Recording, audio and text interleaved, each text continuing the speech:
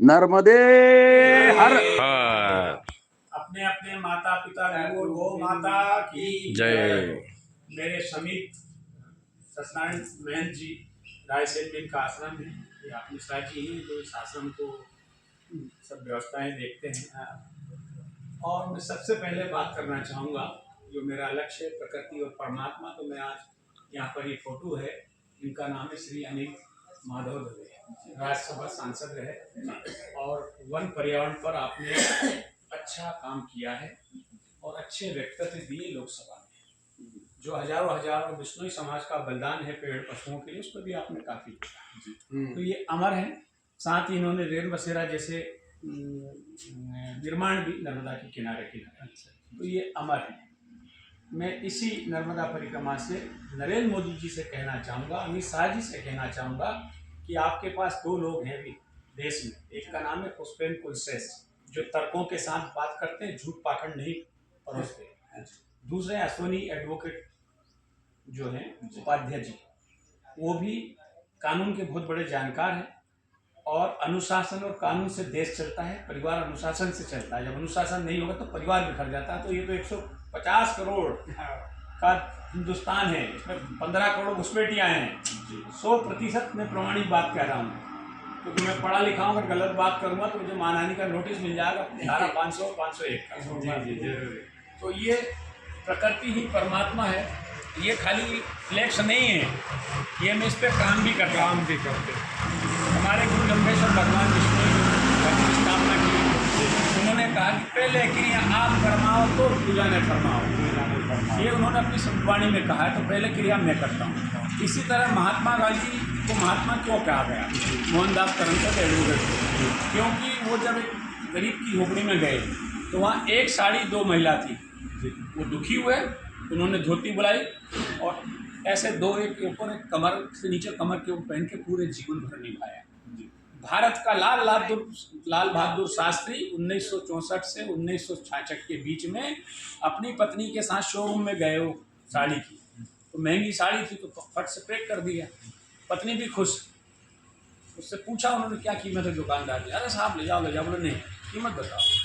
कीमत देखी तो उन्होंने अपनी पत्नी से कहा, धर्म पत्नी, जिस देश में भारत में अभी भी करोड़ों लोग नंगे भूखे, कपड़े रोटी मकान नहीं है, मेरे को शरीर पे क्या ये साड़ी अच्छी लगेगी, और साड़ी वापस कर दी। ये चरित्र है, लेकिन इसको नहीं पढ़ाया जाता है। ये हमारे देश का दुर्भाग्य है। फिर गुरु जम्बेश्वर भगवान ने कहा कि पेड़ों के लिए अगर सिर कटवाना पड़े तो भी सौदा सस्ता है। ये बात गुरु जम्बेश्वर भगवान ने कही, दुनिया में ऐसा कोई उदाहरण नहीं। और पेड़ों के लिए कुर्बान हुए नर नारी बच्चे बिश्नोई शहीद हो गए। 363 जोधपुर में, 300 वर्ष पहले की बात, जोधपुर राजस्थान खेजड़ी गांव। 2019 में लोकसभा चुनाव जोधपुर में नरेंद्र मोदी जी का भाषण था कि जब दुनिया क्या ख नहीं जानती है, तब बिश्नोई समाज के हजारों लोगों ने कुर्बानी दी और पर्यावरण का संदेश दुनिया को दिया है। आज राजस्थान और मध्य प्रदेश में किस तरह पेड़ कट रहे हैं आप सबको मालूम है। पेड़ों को बचाने की जरूरत है। शिवराज जी हमारे कहते हैं 18 वर्ष मुख्यमंत्री, अद्भुत व्यक्तित्व है। जहाज से 17 वर्ष 1 महीने 3 दिन की उम्र में वो जेल गए आपातकाल में, मैं उसका भी प्रशंसक हूँ। एक पौधा रोज, एक पेड़ माँ के नाम से, इसको हम कहीं ना कहीं सरकार इस पर चिंतन करें। दूसरी बात, दूसरी गुरु गोविंद सिंह जी ने कहा कि धर्म बचाने के लिए अगर सिर भी कटवाना पड़े तो भी सौदा सस्ता है। 700 सिखों का बलिदान है और 4 उनके वीरा वाहेगुरु अजय सिंह, जोरावर सिंह, जोहार सिंह और फतेह सिंह का बलिदान जब तक हिंदुस्तान और ये पृथ्वी है तब तक याद करना चाहिए। और मैं तो ये कहता हूँ कि ये पढ़ाया जाता तो 19 जनवरी 1990 को 5 लाख हिंदू पंडित भागते नहीं। बच्चियों के साथ बलात्कार, महिलाओं के साथ बलात्कार, ऐसी लंबी कहानी है। दूसरों को कहते हो वोट चोर, तुम तो डकैत हो। आपातकाल साहबानो प्रकरण में न्यायालय के फैसले बदल दिए आपने, बहुमत था तो। फिर सरकार बच्चों की तरह चलाई आपने। मोरारजी की जगह हटा के आपने चरण सिंह को बनाया, फिर हटा दिया। फिर आपने चंद्रशेखर जी को हटा दिया बना के, है ना। फिर देवगढ़ गुजराल जी, एक वोट से आपकी हटल दी है सरकार को। और आप किस हिसाब से भाई आरोप लगा रहे हो? पहले खुद तो देख लो, आप कहिए महाराज जी क्या कहना चाह रहे हैं। जैसे कि सरकार ने डिसाइड किया कि ये रास्ते पर अपने को समृद्धि महामार्ग या नया रास्ता बड़ा करना है। हाँ महाराज जी, हम हमारे पिताजी के साथ जब जाते थे ओमकारेश्वर में, तो हम बाहर हाथ निकाल के देखते थे महाराज जी, इतना ठंडा लगता था। दोनों साइड से ये वन देवी ने ऐसे पेड़े लगे थे महाराज जी, खूब आनंद आया था। ठीक है, बात ये ओमकारेश्वर रास्ता की नहीं है, बात ये हर रास्ते की है। आज जब रास्ता समृद्धि महामार्ग डिक्लेयर हो गया कि इतने समय में ये बनना चाहिए, ठीक है, उस वक्त पेड़ थे महाराज जी। यदि ये पेड़ काटने से पहले जहां आपकी बाउंड्री खींची है वहां सरकार ने पेड़ लगाने थे। आज महाराज जी जब परिक्रमावासिनी निकलता है तो छाव देखते रहता है। परिक्रमावासिनी यदि दुर्घटना भी हो गई तो उनको छाव में लाने पेड़ नहीं बचे। अब महाराज जी एक चीज पे यहाँ पर जी 3 चीजों की जरूरत है। एक डाकन नारा हुआ करता था जी, डाकन महंगाई पर। एक डाकन है जिसका नाम है वो मशीन पेड़ों को काटने वाली जी। 2x2 का एक पेड़ अगर 20 फुट लंबा है तो उसको 20-25 साल लगता है जी। महाराज जी उसको आधे घंटे में आदमी काट देता है, आधा घंटा नहीं लगता। और एक बड़े पेड़ के 20 स्टूल बना के वो बेच रहा है। हाँ। देखे स्टूल आपने जी? मैं नाम ने किसी का नहीं लेना, स्टूल देखे जिसको पेड़ों के स्टूल देखे आपने जी? आश्रमों में कितनी बिजली अनावश्यक जल रही है जी। बिजली जलाए खूब, कितनी अनावश्यक दिन में नहीं करते। और बुधनी विधानसभा में तो वहां के लोग भूल ही गए बिजली बंद करना। वो स्विच जो होता ना, बड़े बड़े देखे होंगे आप परिक्रमा कर रहे हैं, तो हम परिक्रमा करें, हम अपने लिए भी करें और समाज को भी जागृत करें। दूसरा, पानी जल नल योजना इसलिए नहीं आई कि आप उसमें गंदगी करें, घाट इसलिए नहीं बनाए। अब नल जल योजना के बाद भी हम देख रहे हैं कि कपड़े, अशुद्धता, सीवेज का पानी जा रहा है। और मैंने कई लोगों से बात की, भाई आप टोटी क्यों नहीं लगाते?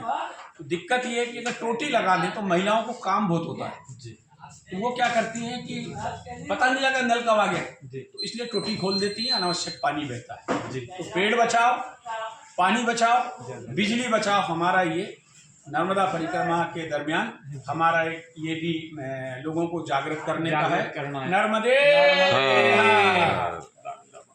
हाँ बोली नहीं, ठीक है, फोटो ले लो पहले, फोटो निकल जाए आपको।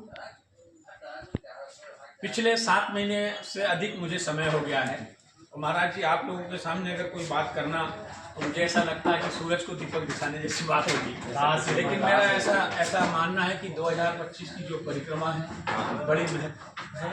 और परिक्रमा में नहीं करता तो मैं ये गर्व के साथ नहीं कह सकता था कि भारत में पैदा हम होना हमारे लिए गर्व का और गौरव का विषय है। हम सौभाग्यशाली भारत में पैदा हुए और सनातन धर्म को समझने की जरूरत है। सनातन धर्म में पाखंड, अंधश्रद्धा, इसको हटाने की जरूरत है। सनातन धर्म जोड़ता है, सनातन धर्म तोड़ता नहीं है। और आपको 3 चीजें बता रहा हूँ। दाता गुरु के बारे में मुझे बोलना नहीं, आप जानते हैं। एक सूरज कुंड वाले दाता गुरु हैं, एक शिवानंद जी हैं जी, इनको तीनों को आप जानते हैं वो किस तरह का। लेकिन मैं एक बात और कहना चाहता हूँ महाराज जी, ये माँ नर्मदा का जल जो हमने महसूस किया है, अगर आपको रोटी ना मिले तो इस जल को भाव से हाथ जोड़ लो कि मैया मैं तो इसमें भोजन प्रसाद दिए, आपको भूख नहीं लगेगी। पहाड़ों में महाराज जी ऐसे ऐसे संत है महाराज जी, नर्मदा के किनारे मेरे दर्शन, जो पहाड़ों में महाराज जी जो मिल रहा है उसको ले रहे हैं, जो जल मिल गया, फल मिल गया। महाराज जी हम कैसे हिंदुस्तान में जन्म लिया है हमने, हम बड़े सौभाग्यशाली, ऐसे ऐसे तपस्वी हैं, यह भारत है। और महाराज जी ये नहीं होता तो 2000 वर्ष का जो इतिहास है, 1 वर्ष से लेकर 900 तक तो राजा प्रजा ये सब सिस्टम था। फिर 800 वर्ष मुगलों ने कोई कमी नहीं करी हमारी संस्कृति, हमारी सभ्यता, सनातन मंदिर खत्म करने में। और 250 और अंग्रेजों ने उसके लूटा है, लेकिन उनके निर्माण इतने अच्छे हैं कि आज भी उनके पुल देख लो, रेस्ट हाउस देख लो, ईमानदारी दिखती है। मैं उस ईमानदारी का उनका प्रशंसक हूं। और ईमानदारी हमारी 73 वर्षों के राजनीतिक लोकतांत्रिक व्यवस्था में लगभग 52-54 वर्ष एक पार्टी का शासन था, लेकिन हमारे गौरवशाली इतिहास को कभी नहीं पढ़ा, सुखों के बलिदान को नहीं पढ़ाया गया, 16,000 छत्राणियों जो अग्निकुंड में औरंगजेब के आतंक से प्राण त्याग दिए, उसके लिए हजारों लोगों ने, पेड़ पौधों के लिए बिश्नोइयों ने प्राण त्याग दिए। को नहीं पढ़ाया गया, पढ़ाया किसको गया? औरंगजेब को और अकबर को, जिनके आज रोड है। ये इतिहास है। नर्मदे काम किया, नर्मदे। ये हर तो हम लोग अब पुनः आगे की ओर प्रस्थान करते हुए, आप लोगों ने देखा कि डॉक्टर बिश्नोई जी हरदा वाले, उन्होंने जैसे निर्देश बताए या उनकी परिक्रमा में उन्हें जो भी अनुभव आए वो उन्होंने बताया कि आज हमें किस प्रकार से आवश्यकता है विकसित भारत के साथ खुद को विकसित करने की। उन्होंने बताया हम बिल्कुल कोशिश करेंगे और क्या कहेंगे, सीताराम, नर्मदे हर, नर्मदे हर।